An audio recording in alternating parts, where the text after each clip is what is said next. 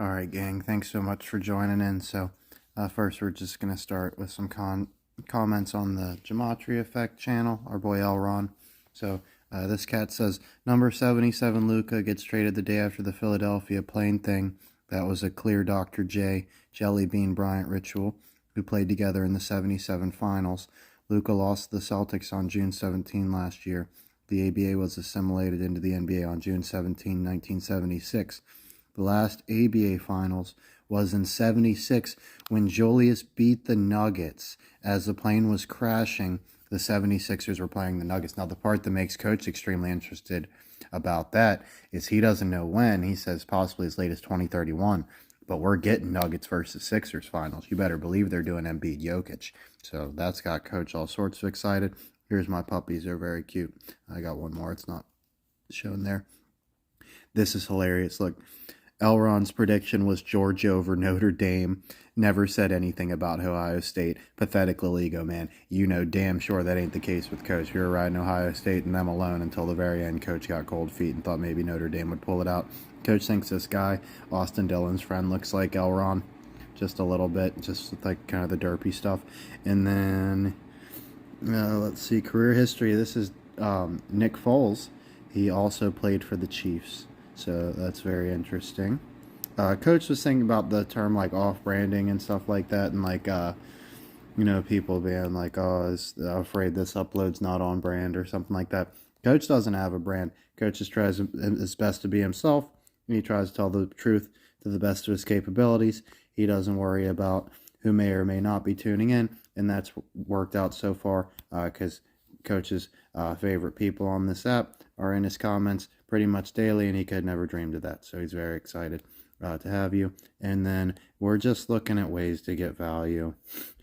And I'm so nervous about basketball and all that sort of stuff. And they killed the Lakers odds. I really don't know if Stanford's pulling it off, even though I do believe in them. It really could be Auburn, right? So trying to get good value the safest way possible. I think at this point I probably trust the Maple Leafs and the Guardians more than anybody, to be honest with you.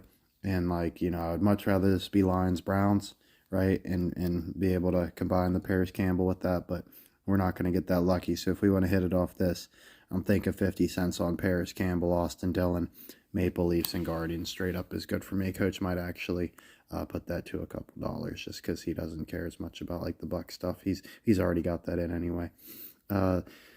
NBA's gambling problem just got worse. Oh, check this out, yo. They're doing a report into Scary Terry, so that makes Coach feel better about his Maple Leafs.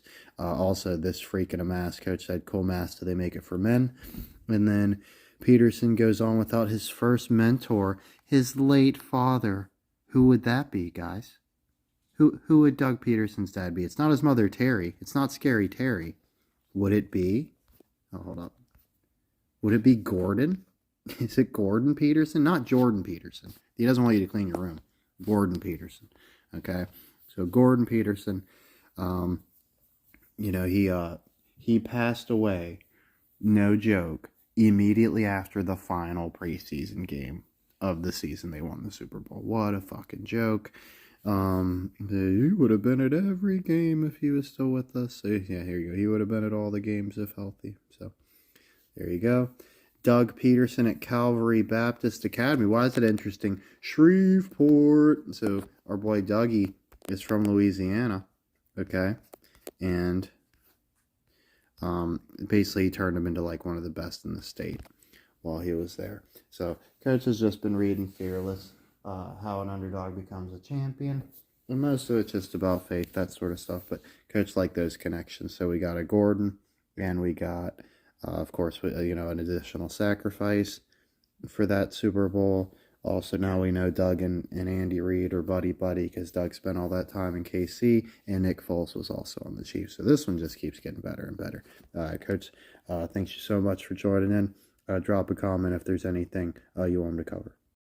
Coach touched on this one before, but, so Garrett Reid, Andy Reid's son, he was literally quoted as saying, he said this to a judge, "I don't want to die doing drugs. I don't want to be that kid who was the son of the head coach of the Eagles, who was spoiled on drugs and overdosed and faded into oblivion," right? What makes it even funnier, his younger brother, Britt, also had problems with drug use and was arrested on the same day as Garrett in 2007 for a road rage encounter. They discovered weapons and drugs in Reid's vehicle. So they both got arrested on the same fucking day. What a joke.